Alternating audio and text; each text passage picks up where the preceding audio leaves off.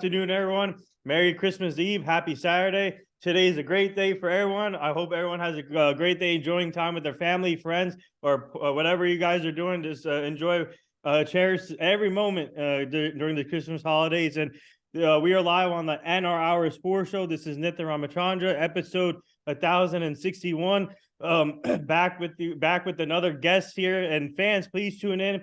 You can ask questions. Everybody knows about our speaker app. You can ask questions on that app to today's guest, as everyone know. And we are live on all podcast platforms: iHeartRadio, Spotify, Spreaker, and every podcast platform. And today's guest, we have a special guest. I wouldn't say he's retired yet, but he's keeping the options open. His name is Jerel Worthy. He's a 8-year NFL defensive tackle. He played for not the one and only Michigan State Spartans, a great college football program, man. So he had the opportunity to go over there, play there, had a great college career, and his resume in the NFL is amazing. A great player, obviously underrated player. If everybody doesn't know about him, he brought the intensity to the game on the defensive side. He played for the Packers, Patriots, Chiefs, Lions, Bills, Buccaneers, man, you name it. He was all over all over the field, grinding with all these teams, and not only a great football player off the field, but on the field, but off the field.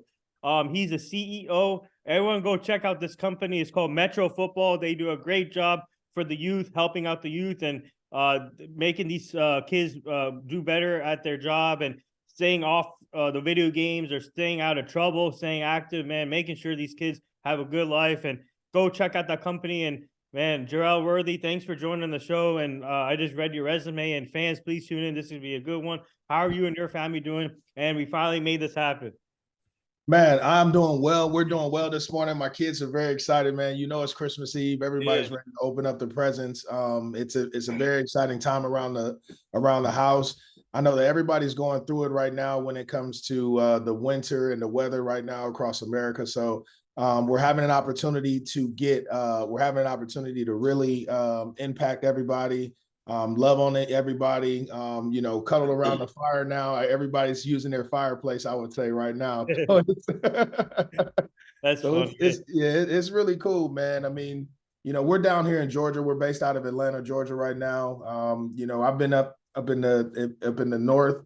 Ohio, Michigan State, Green Bay, Buffalo, some of the coldest places in America right now. So I've definitely I've had my share of great winters, but we're enjoying our time down here in Atlanta. So, and I appreciate you having me on today. Hey, no problem. My guy Brandon Jacobs is in Atlanta too. Yeah. Hey, so Jacobs, I'm trying to get him to come out and help with our 7-on-7 team, man. And he's got a son that's being highly recruited right now for offensive line. I think Michigan State actually offered him last week or 2 weeks prior. So we're trying to get Jacobs up in that green and white, man. It would be an exciting time for us for sure. We had Brandon Jacobs on the show too. So welcome to our family. And I always, whenever we have someone on the show or whenever we do shows with other people, I consider them family right away. So welcome to our family. And yes, sir. Thank you. Yeah. So Jerel, before we get to your career, obviously we lost two legend football players this recent week. First, Franco Harris. Everybody knows him for former Pittsburgh Steeler, 4-time Super Bowl champion, Hall of Famer. We lost him to at 72 years old. And then we just lost Ronnie Hillman. I don't know if you played against him, but running back, won a Super Bowl with the Denver Broncos, underrated running back. And extremely. Can you share what are your thoughts on both of these players and what they meant to the NFL? Man, I mean, just to start with the great Franco Harris, I mean, that play alone, transcended the Steelers organization and what they were able to accomplish, thereafter. I mean, 12,000 rushing yards. I mean, 10th. I think he's 10th or 15th all time. He's top 15 for sure. Yeah. But just what he meant to the Steelers organization. I mean, along with that defense, the steel curtain. I mean, they're ingrained in history forever. Obviously Ronnie Hillman, younger guy, he's a couple years younger than myself, but I think, his impact and what he was able to bring to the Denver Broncos, the excitement, the plays, he made a lot of great plays out that way, man. And being a part of that Super Bowl run and all those things, it's just sad to see a lot of our brothers go through some things, regardless whether, they're older in the game or younger. The Broncos organization in itself has been going through some ups and downs, especially with the loss of DT, and then now you have Ronnie Hillman. I think it just really teaches us to cherish what we have at the moment, and just really checking in on your brothers, man, because you just never know who's going through some ups and downs, what they're battling. When we step away from the game and I think the phone doesn't ring as much, it's a tough situation to deal with because we're always, highly sought after, individuals when it comes to being in the NFL. But, Yeah. Once you kind of put the pads to the side a little bit, it just teaches you to focus on things that really are important to you, like your family, your football, your health, things of that nature, and just, staying connected to your friends and family. I think, just losing somebody that young is tragic. Is tragic all the way around. Yeah, and do you get to play against Roddy Hillman in your career? I believe I did, honestly, earlier in my career, man.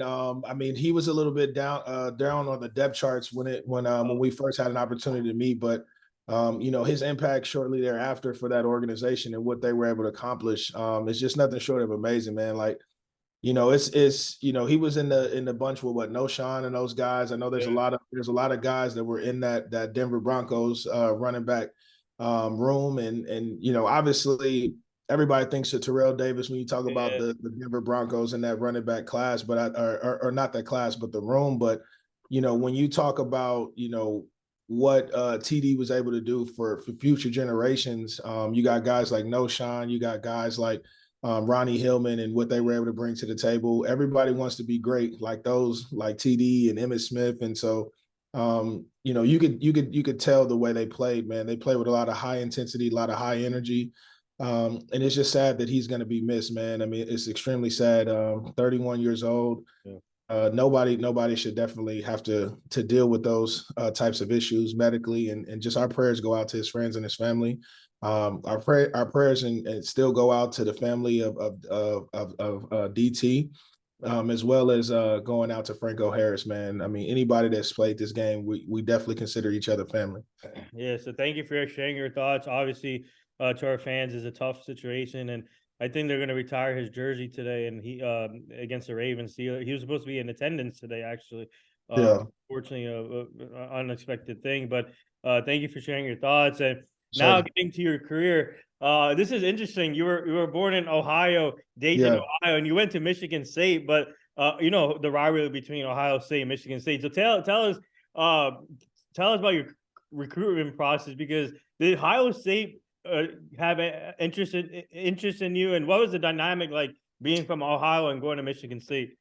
Man, it was a little different transition for me. I think, when I originally started out, I grew up in Dayton, Ohio, and then I transitioned over to Huber Heights, Ohio, which is about 45 minutes from the university or from Ohio State University.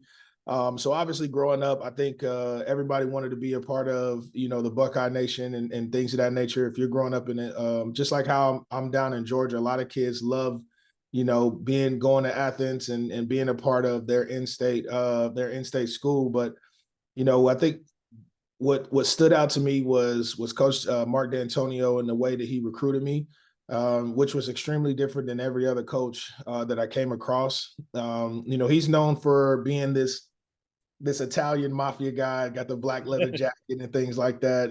Coach D was always a different character, but the way he communicated with you, the way he talked to you was it really stood out amongst all the other coaches, and basically just told me, don't come here if you're not ready to change the program. Don't come and be a part of my first recruiting class if you're not willing to change the history here.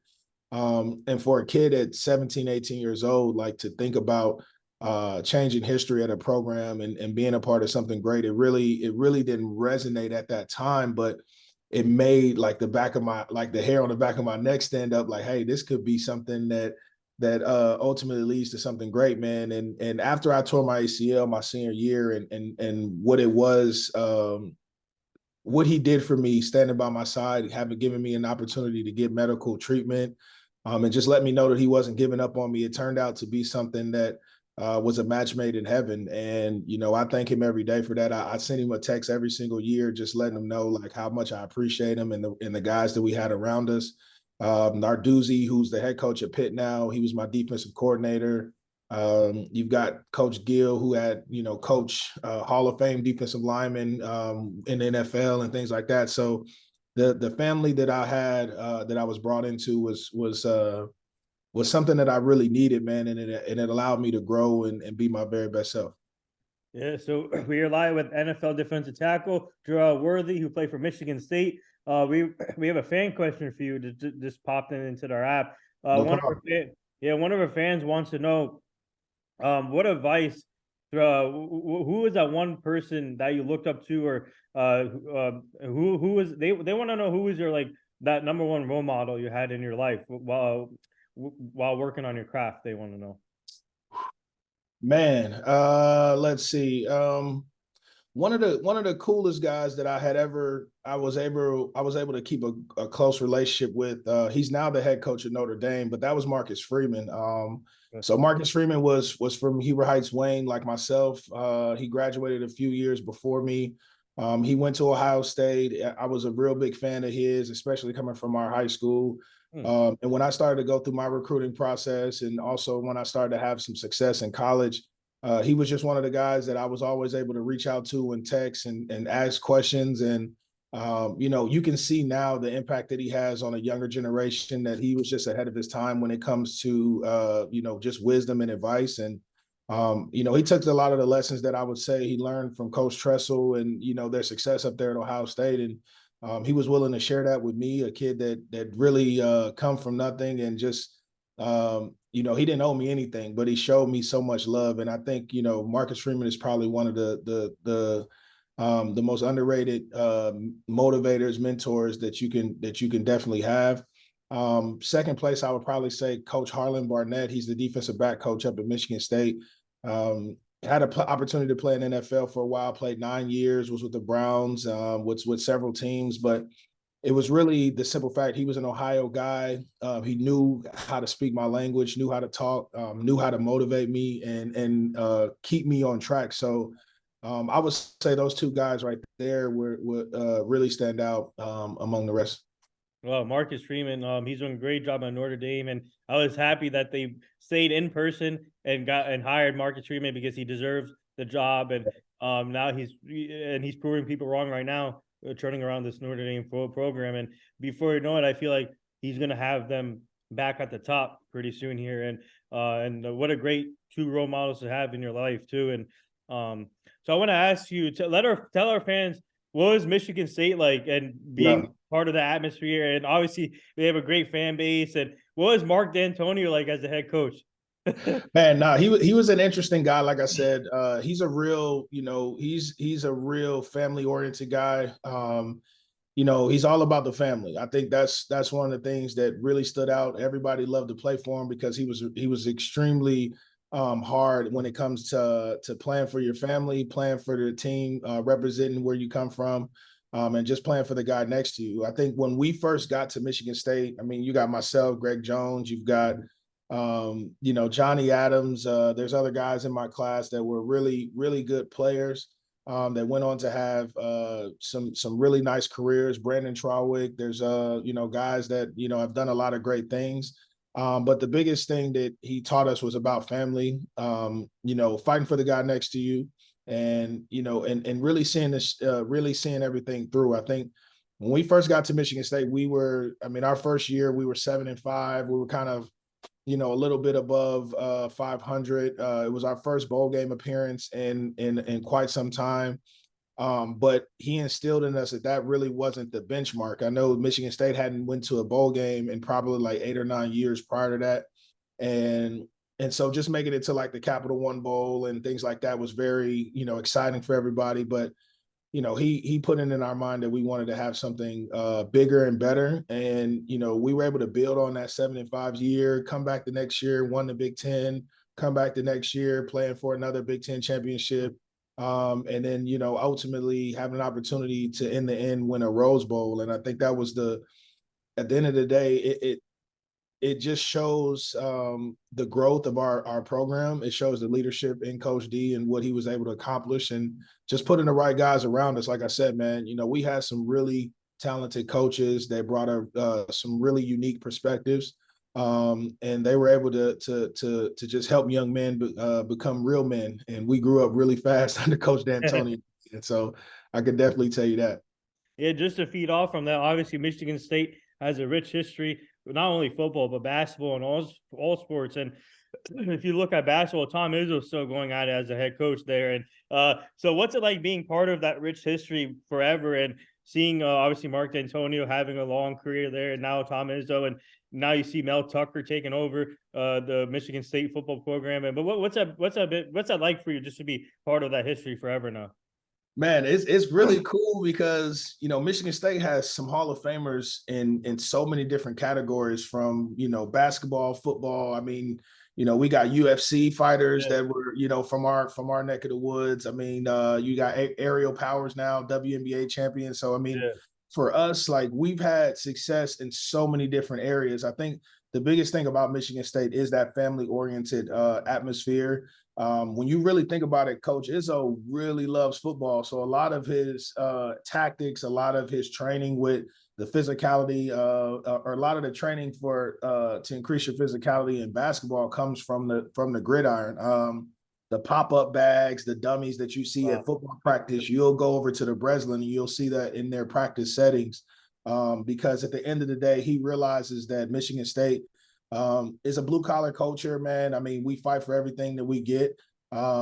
And you got to eat what you kill, man. So I think at the end of the day, that's the type of mentality, and that's the only way you can survive. And so nobody's bigger than the group. I think that's one of the things you realize. Draymond Green is one of my close friends. Benny Fowler. I mean, we've had so much success with a lot of my friends and teammates, but what it all comes down to is no one's ever bigger than the group, and we try to show as much love, as much passion and affection for each other as we can.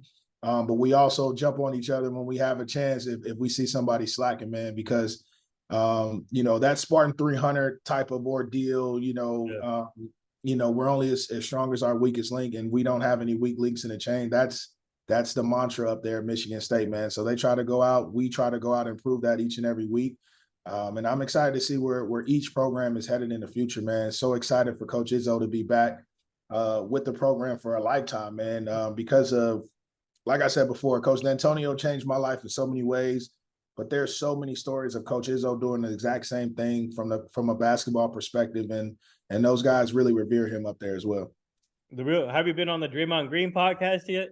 Man, no, I'm waiting on my dog. So me and him, we talked a lot offline, about it and things of that nature, man. We would have so many different stories because me and him came in at the same time together. We were part of the same recruiting class, with him with basketball, myself with football. So we were in the same dorms those first couple of years, and just seeing our growth and obviously, these guys had a lot to play for. And so did we. So it really, us bonding that summer was what helped our classes kind of come together, man. I think we really did get it out the mud from both basketball and football, and that's what I would say that's what helps accelerate our friendship.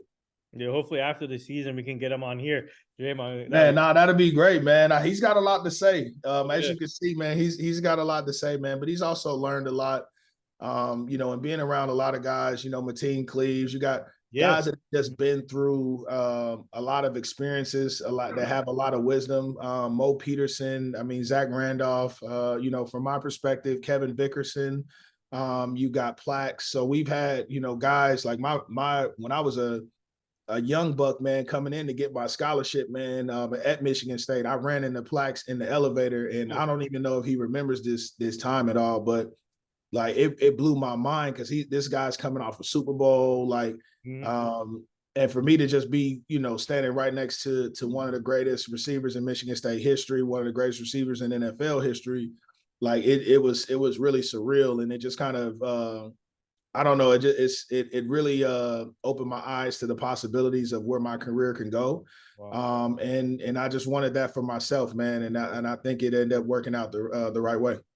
Yeah. So we have another fan question for you. One of our fans wants to know, did you ever think to yourself, you'll be here at this point, when you were younger, they want to know, did you ever think to yourself you would be at this point now? Uh, yeah, but um, I don't think I would be. I didn't know I would be as calm about it, just because we've went through so many like uncertain moments, I would say, in my life or in our career. I had to trust God. I had to have faith when I tore my ACL my senior year. I had to trust God and have faith when I tore my ACL my rookie year, week 17. And so uh, I don't know, man. I mean, we've had a lot of great moments, a lot of crazy experiences. I didn't think I would be as polished as I am now. If you're talking to a 21-year-old me or 22-year-old me, I think I didn't think I would be as polished as I am now. But that just comes from all the experiences. That comes from all the great friendships and being around the right people. As I said before, man, like we were college students, we had fun, man. We got into some crazy stuff, but in the end, it really just comes down to who you're spending your time with.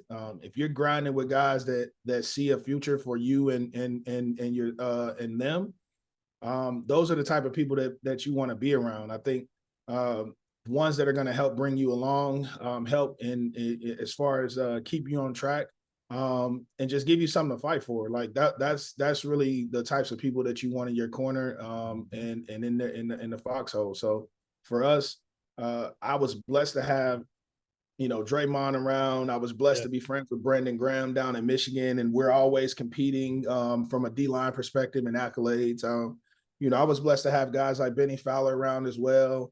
And then you got on the basketball end, you got, Darrell Summers. I mean, you've got Raymar Morgan, you've got Draymond. I mean, a lot of those guys, we hung out with. I mean, it was kind of like football, basketball. So their success became our success, and we tried to figure out, how we can be just as great as those guys on the football field as we did as they were on the basketball court. So, I mean, I didn't think I would be as I didn't think my career would turn out to be as successful. I was just a young man trying to get out of my rough neighborhood in Dayton, Ohio. Yeah. Just try to be something better for myself. Like I said before, I didn't even know that I was going to make it out once I tore my ACL my senior year, but I mean, at the end of the day, it's I don't know. It's just about having faith, having trust in God up top, and just seeing it through, man. Continue to work hard and just let the chips fall where they may. Yeah, and your story is amazing, man. Really inspiring, and man, all the fans who is tuning in on Rap are saying, "Thank you for sharing your story on the show." And our fans who's in here, right? They're all saying that you were really inspiring. Well, hey, look. At the end of the day, guys, I mean, you go through a lot of things. Tough times it makes you who you are. So never run away from it. Yeah. You run to the challenge. And that's the thing, man. Like those that run to the challenge, those that are, willing to put their best foot forward, you don't have all the answers right now. Like, and I think that's the exciting part about life is that you never have the right answers, but you know, hard times teaches you a lot about elevating yourself, reinventing new things, and just seeing how good you could be, because everybody likes to tell the success stories when it's all over with and when it's all done, but Yeah. nobody likes to really share what it took to kind of get through a lot of your dark times. But for me, it was my friendship, it's my teammates, having a coach to believe in you, and giving you an opportunity when other coaches kind of turn their back a little bit, and just sticking by you. I think that's one of the biggest things. Like, everybody's gonna make mistakes, everybody's gonna mess up, or everybody's gonna do things in which people aren't proud of. But I think the success stories come Yeah. because you have people that truly believes in who you can be, and they have a vision of the finished product. You might not know what it looks like, on the journey, but you know where you want to go, man. And Coach D'Antonio, those coaching staff, my friends around me, everybody were able to do that for me. And I just try to take that same exact stuff, the same exact experiences that I've went through, and I try to instill that into our younger generation. I think the biggest thing is they don't necessarily know like they're battling so many other obstacles than what we faced as a younger generation. And so if you can give them the tools to navigate that, if you can give them a calm mind and not necessarily feed into their insecurities, because a lot of them, like I said before, have a lot of insecurities. Like that social media creates so many insecurities for a lot of our young men and women, that if you can just teach them how to navigate that, and you can, like, you know, give them the tools to be better, then at the end of the day, we'll have a lot more, I would say, good people around here, people that know how to handle adversity and talk through situations. Will be good. Yeah, so this is a two-part question here. Tell our fans about your draft experience. And I saw YouTube videos of it. It was lit. Yeah. Your draft. So tell them about your draft experience. You got drafted in round 2, pick 51 in 2012 by a historic franchise in the Green Bay Packers, and you got to play with Aaron Rodgers for a little bit. But tell about your draft experience. Man, so the draft normally falls around my birthday, which is always exciting. And so April 26th, my birthday, the actual first round of the draft was April 26th that year. So I actually thought that I was going to get drafted on my birthday that year. They had me scheduled to go 28 to the Packers. I ended up going to the Packers, but obviously the next round I ended up playing with one of my close friends, Nick Perry. He went 28 overall from USC. He's actually a very close friend of mine to this day. And it was an exciting experience, man, having everybody come out to the banquet hall where we held a lot of our football meetings, and just having a lot of friends and family, Pee Wee coaches around. That was a crazy experience just to see, because that was when it really came full circle, is when you started to see your Pee Wee coaches, where you started out as 7, 8 years old, not even, you know, just wanting to play football to get out the house. And then all of a sudden seeing what it can turn into. And, you know, having my grandparents there, their excitement, because my grandparents had raised me for a short amount of time throughout my career.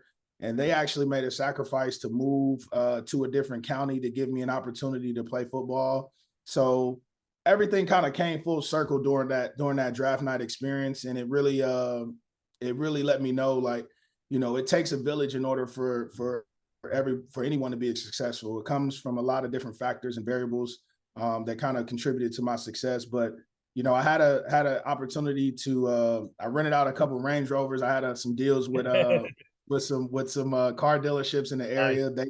They knew about me. It was very, very excited. So they loaned me a couple cars for that night. My friend Draymond, Benny, like I said, all my guys, they actually drove down from Michigan, surprised me.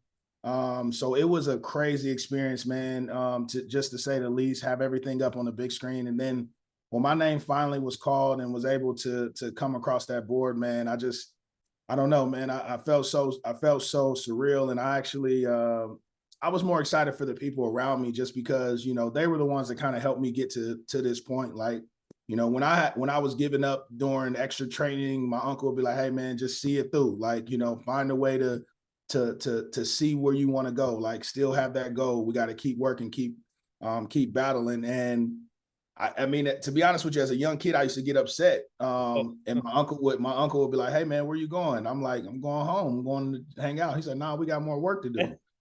And I'm like, and I used to be a kid like, "No, man, I want to go and play video games. I want to go ride my bike with my friends." Like, and yes, I wanted to enjoy those things as a kid, but, you know, when you have a talent like how I had, and kids have opportunities to excel in their lives, like, you know, you need that person that's gonna help you see the vision for yourself. Like, "Hey, man, no, just spend 30 extra minutes, an hour, you know, doing some extra work, and that is going to eventually put you light years ahead of your competition." And ultimately it did.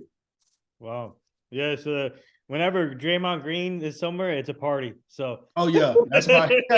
Nah, it is a party, man. Nah, but like I said before, man, we come from similar backgrounds. Like I said, like, we come from similar neighborhoods. And so he knows everything that I go through and I battle with.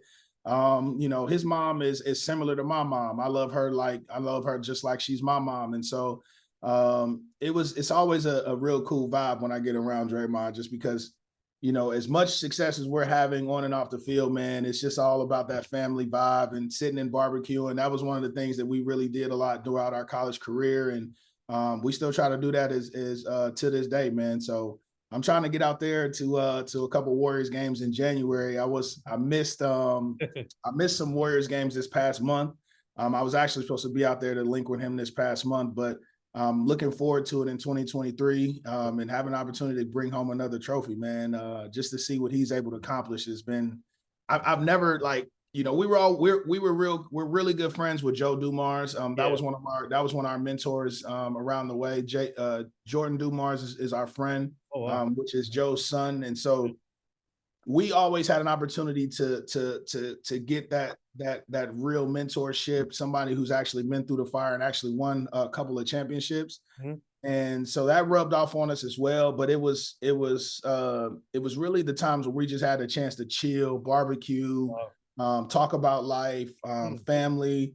You know, Joe showed me a lot about, you know, marriage, my wife and kids, what that meant. And yeah, man, it's one of the main reasons why I got married, led me into having my kids, my family. And it's Nice. just, yeah, man. I mean, a lot of people don't necessarily know, but you know, that moment in time will eventually, you know, it'll plant a seed for something 20, 30 years down the line. And then you can be proud of it. So I'm just excited to have, you know, those relationships in my life. Yeah, we had Isaiah Thomas on our show 2 years ago.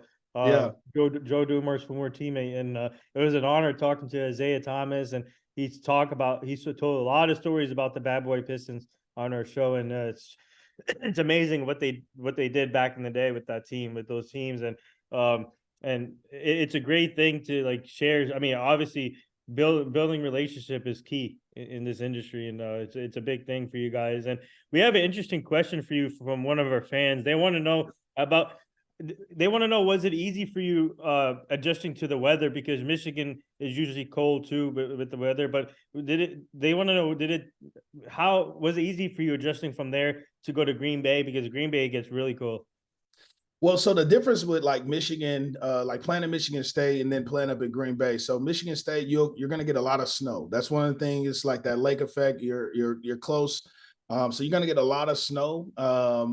But in Green Bay, you would rather it snow than to not snow. So like when it snows, it seems to be a little bit warmer outside as compared to when it's just pure tundra wind. Yeah. My final game there, it was -18 in the playoffs. Very, very tough experience, actually out there, you know, enduring those types of conditions. But also you realize that, you know, going back to Vince Lombardi and what those guys had to go through in the Super Bowl, the cold bowl, I guess they would call it, a frozen bowl or whatever it is, but against the Cowboys. But the fact of the matter is, you know, like getting drafted to an historical franchise like that put a lot of things in perspective for me. It let me know that, you know, it humbled me a lot. To let me know that I wasn't always the best guy in the room. You got guys walking through the locker room like Reggie White. You had Julius Peppers in there. You've got Yeah. Charles Woodson.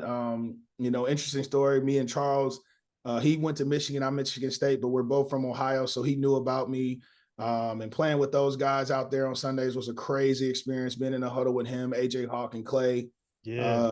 And so it kind of, you know, you didn't really worry about the weather as much in Green Bay, just because like I was in a star-studded locker room. Like, you know what I'm saying? Like I was playing with some of the greatest players that have ever, you know, graced the field. I mean, you got A-Rod, then Jeff Yeah. Saturday came my Jeff rookie year. Saturday. You know what I'm saying? Love Jeff. And you got Donald Driver was still there. Yeah.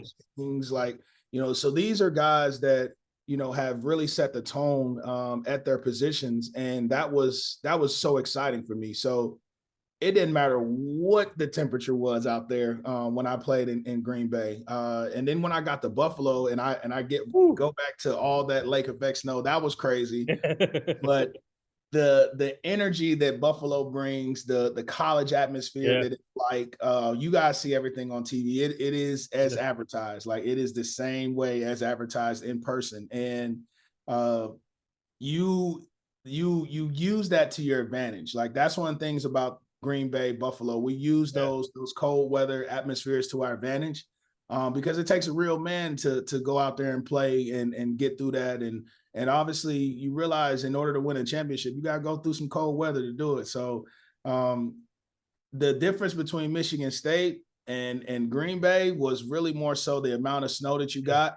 But Green Bay was definitely below. Like it's the frozen tundra for sure. I had my new car didn't start because it was so cold out there. Like I almost missed a flight for the away game one time trying to start my new car, and it was so cold that it just That's used. crazy.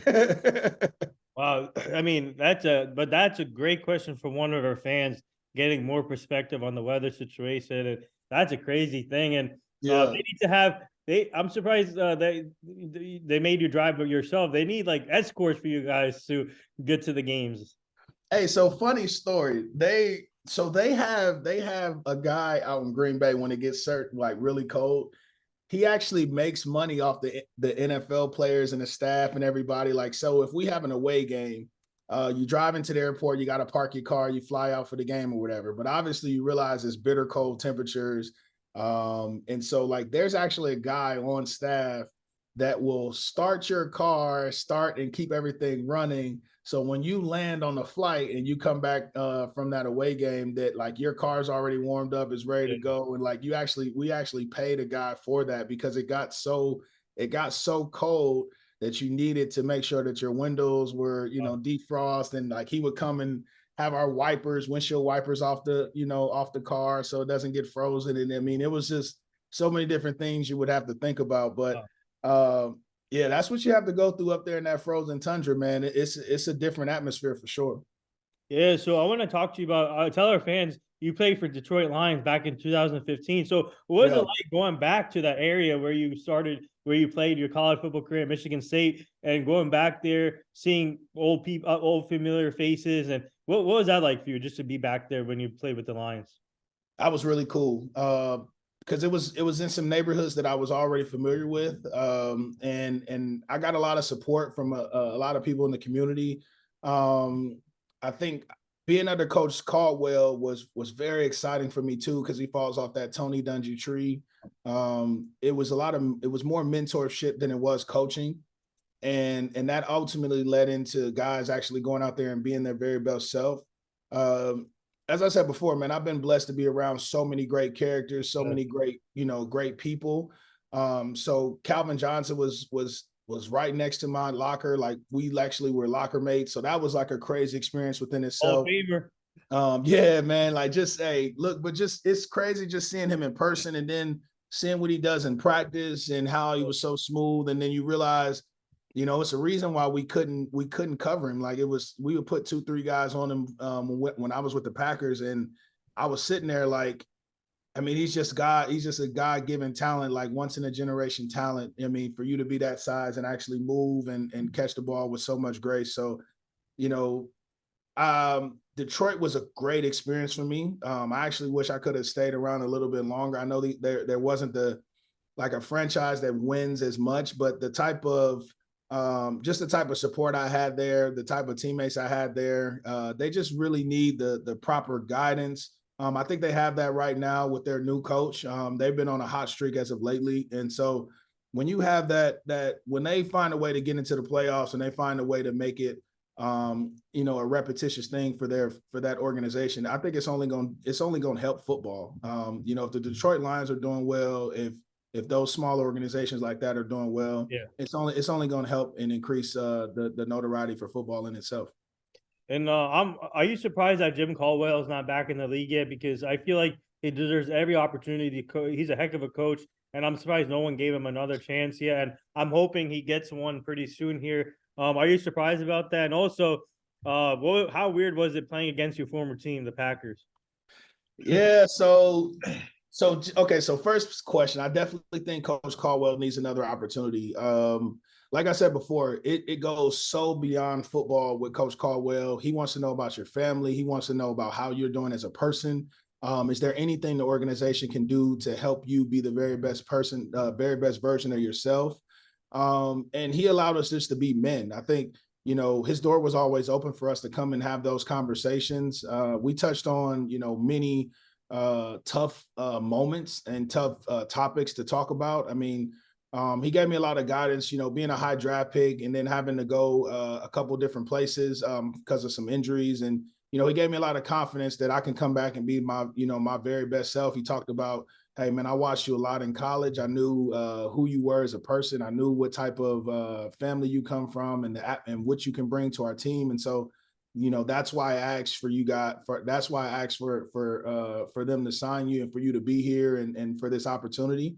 And so I always root for guys like that who takes it a little bit beyond football, because us as athletes, when we have that peace of mind, when we have someone in our corner that knows that gives a shit about us, I think Yeah. that's really what allows us to go out there and play as hard as we do, and are willing to run through a wall for a guy that shows a lot of love and faith in us. So I definitely think Coach Caldwell needs another opportunity. And in regards to playing against the Packers again, it's tough, man, because it's tough because you realize, that fan base shows a lot of love. Like I said, playing at Michigan State and then playing against Wisconsin so many years, like the fans knew about me. They knew everything about me. They knew my family. Like we see you out in the grocery stores, they'd come up and be nice and, man, can I do this? That, so it's tough playing against an organization like that showed a lot of love and faith, but you also get juiced up and excited, man, because you do realize, when the Packers come to town, when the Bills come to town, Steelers, Cowboys, when you have premier organizations like that come into town like that, you get juiced up and you want to go and put on your best performance, man. So it was a really exciting times going against my old squad. Yeah, speaking of Packers, you're gonna like this. We had the opportunity to interview Michael Montgomery on our show too. Yeah. He Yeah, played Mike with him, Montgomery, right? hey, good dude. Yeah, good dude for sure. Yeah, he was Absolutely. awesome. It was an honor talking to him, and what a great player he was. And I'm sure you had a great. I'm sure he helped you out a lot when you were Yeah. in Green Bay. Absolutely, man. Like that's why I'm trying to tell you the type of characters that we had in our locker room. I don't necessarily know if unless you're like getting drafted into like the Steelers at that time. Like when you're talking about organizations that had so many veterans at every level that have done something, that have contributed, and then Charles Woodson would probably be him, and Julius Peppers would probably be the biggest stars outside of Reggie White that the Packers have signed due to free agency. And so, like when you get guys like that that kind of mix in, that have been, that are future walking Hall of Famers, like, man, it was such a great time to go to work with those guys. And then, you got guys like Clay, obviously Clay's in a commercial, every couple of weeks. Yeah. The story, with Johnny Jolly coming back. I mean, like there were so many different scenarios that surrounded that organization at that time. It was cool to play for, man. And Mike McCartney is a great coach. I really don't think he gets enough credit, because he approaches the game in the right way. I think one thing that kind of goes and that fails with the Cowboys sometimes is just that, he approaches it sometimes as if he has Aaron Rodgers back there. I know. Yeah. And so, like in his mind, he expects like every play to be made in that Roger type of that Roger-esque type of approach. And Dak's going to get there eventually, but I think it's just taking some time right now. And I think, obviously you got to go through your rough moments. You guys are, still 10-3, but you got to go through some ups and downs, but in order to get it right. But I think, he's a great coach. Him, Dom Capers, they taught me so much about football. Dom broke everything down from percentages to tendencies to, what this guy likes to eat on Wednesdays. Like he's a nut. Like Coach Capers was a genius when it came to that defensive scheme. Wow, and that's crazy. And so we have a fan question here, but we have a fan request here. I don't know if you want to do this, but they want to know if you can FaceTime Draymond Green right now live on the show. On the show? Nah, man, you got to realize he on the West Coast. It's only 8 a.m. over there. Oh yeah, 8 a.m. Yeah, that's right. Yeah, like they came off a game last night. They play Sunday though. Like maybe if I check in on him on Sunday though. Draymond, he's a weird guy though. Like, he might be up at this point in time, but more than likely he's getting his Z's in, man. They, it's basketball. They don't start early in the morning. They shoot around me like 10, 11 o'clock.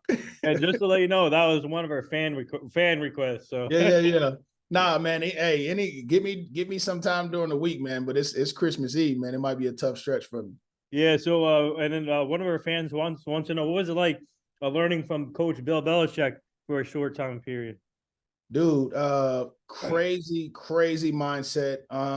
He's really and one thing I loved about him was that nobody was bigger than the team. Like, because Tom was on that team at the time. Yeah.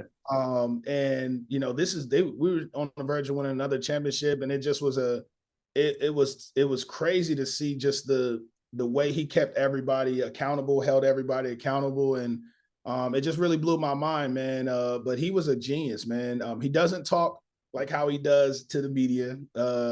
He's more lively with us as players and coaches. Everything that he kind of gives to the media is just mild tone and everything like that. But when you get him out there on a football field, very, very, very much engaged. Really enjoyed my time in New England. Wow. Yeah. So a couple more things here before we go. We'll take one more fan question here. One of our fans wants to know if you do has any teams reached out to you recently about coming back, and they want to know, are you planning on coming back? Man, I ain't gonna lie to you. If the opportunity presents itself, I definitely would come back and compete. For the most part, I haven't had as much opportunity with the NFL. I've had some Canadian teams reach out, but obviously, I don't really want to go over the border to do that.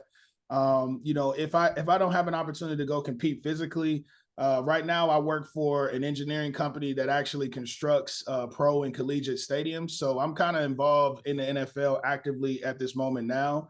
I would say my ultimate goal would probably be to be a general manager of one of these franchises, giving another kid an opportunity, just like the Bills did with me, with Rex Ryan, with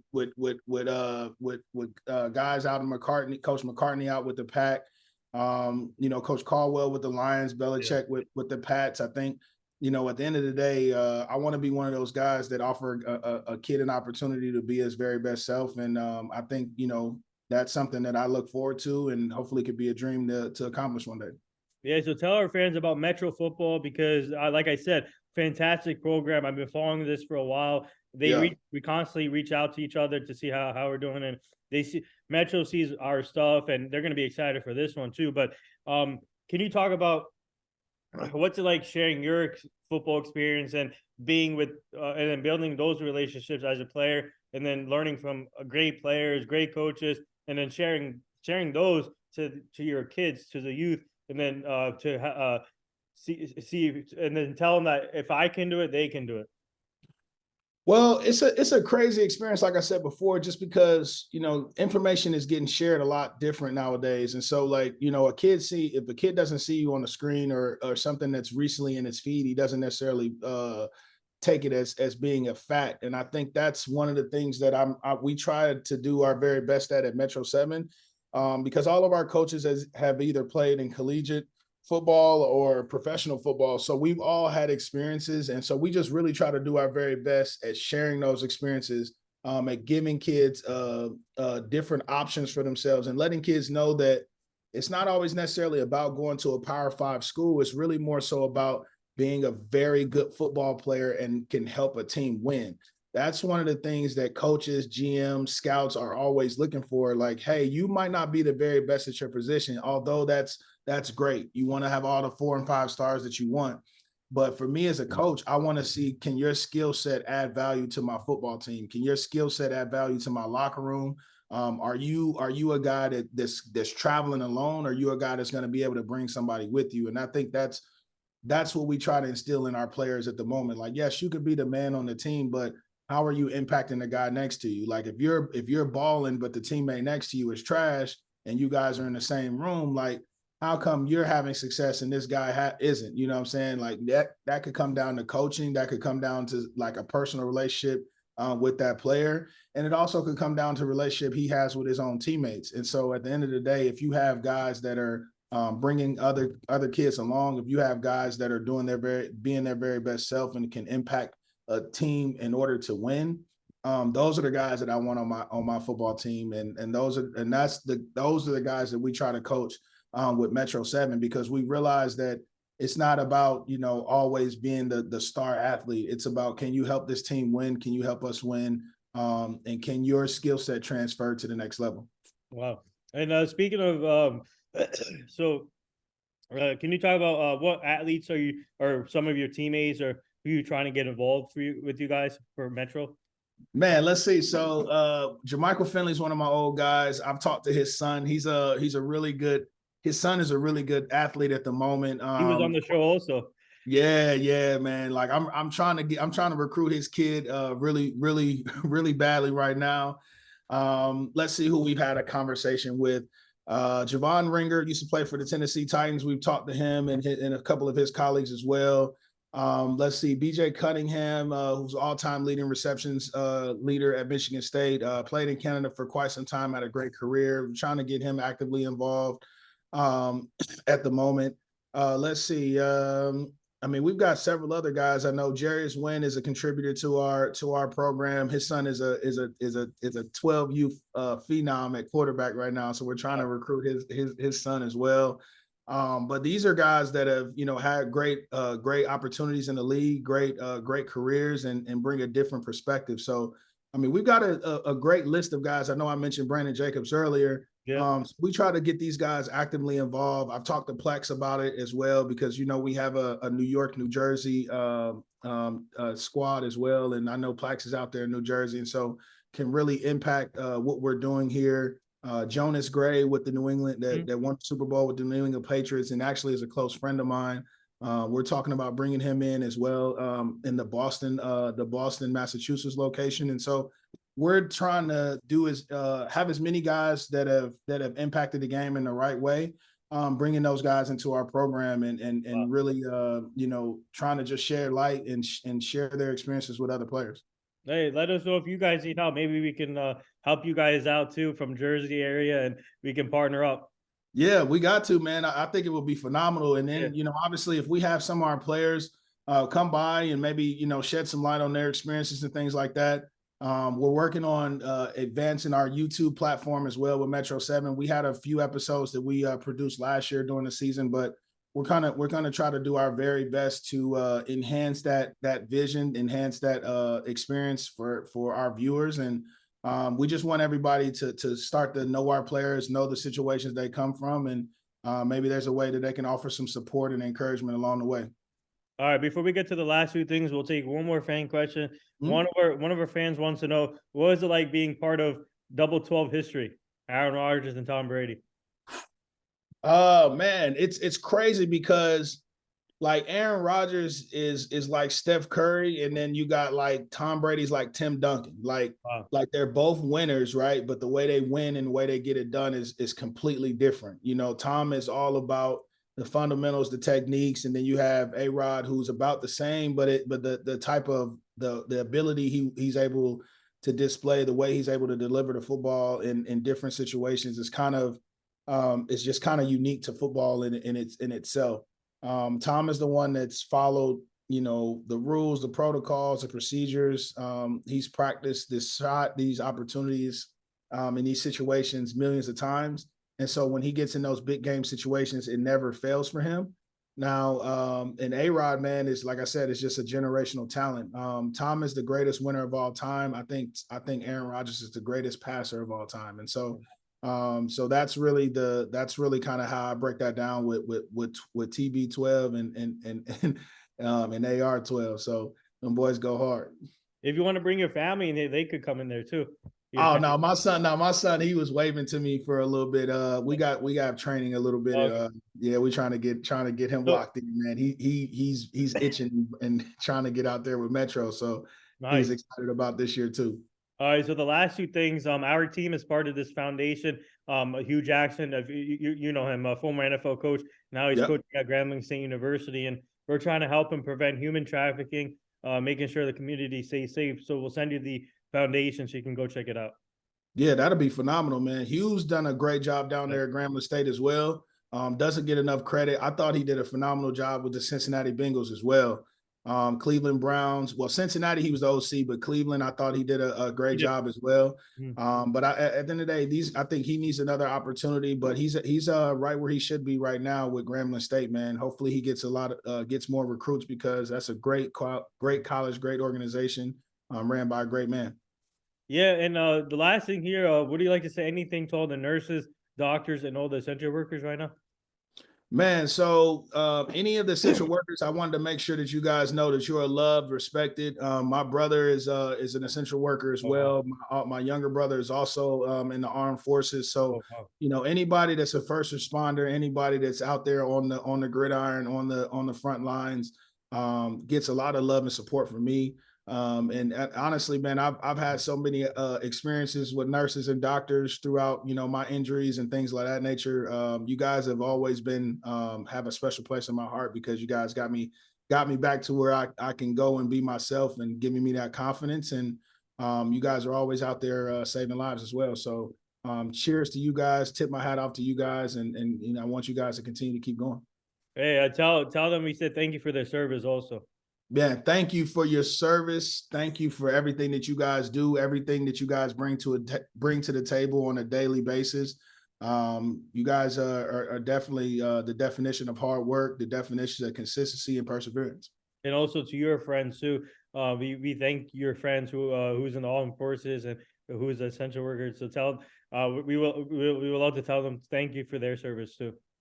Yeah, absolutely. My younger brother Brandon, my older brother Bobby, man, you guys are definitely role models to me. I think what you guys have been able to accomplish, all the doctors and nurses that I've had an opportunity to come across, you guys have helped me in some very dark times, and you continue to shed light with other people, man. So thank you again for your service. Yeah, so there you have it, man. I'm gonna let you close it out here. Tell our fans where they can follow you on social media and also Metro 7 and what do you guys have coming next? Man, so as we continue to kick off season 3 of Metro 7, follow us on YouTube, Metro 7 Football. Follow us on social media, Metro 7 Football, as well as you can follow my own personal account at I Am Worthy. On Twitter, it's I Am _Worthy 99, as well as on Instagram. Anything you guys want and talk about, I'm always an open book to chat and shed a little light and encouragement. So just follow our players, our coaches, show as much support as possible, and you know, just find a way to reach out and teach someone else. So Thank there you. you have it. The one and only Jerel Worthy. Go check him out. Go follow him. What a great episode today we had on Christmas Eve edition. Yeah. Thank you to our fans for the great questions today. You guys did a great job there. And for you, Jerel, thank you for joining us. It's truly an honor and learning more about your story. And we finally made this happen. And have a great Christmas weekend with your family. And also Happy New Year to everyone here. And down the line, we would love to have you have a conversation again. Maybe pretend, like I said, partner up with Metro Football. And when you come to the New York, New Jersey area, or if I take a trip to Georgia or whatever, we can all meet Please. together in person and talk about that and work on other things. But tell Draymond Green we said what's up. Yeah, yes, sir, man. I'm definitely gonna shed some light. All right. Thank you guys so much for having me on. Again, guys, it's all about you know, bringing somebody else along with you on the journey. Cheers to a happy Christmas, Happy New Year and Merry Christmas. There we go. And yeah, man, let 2023 be the very best year of your life. So you know, keep it going.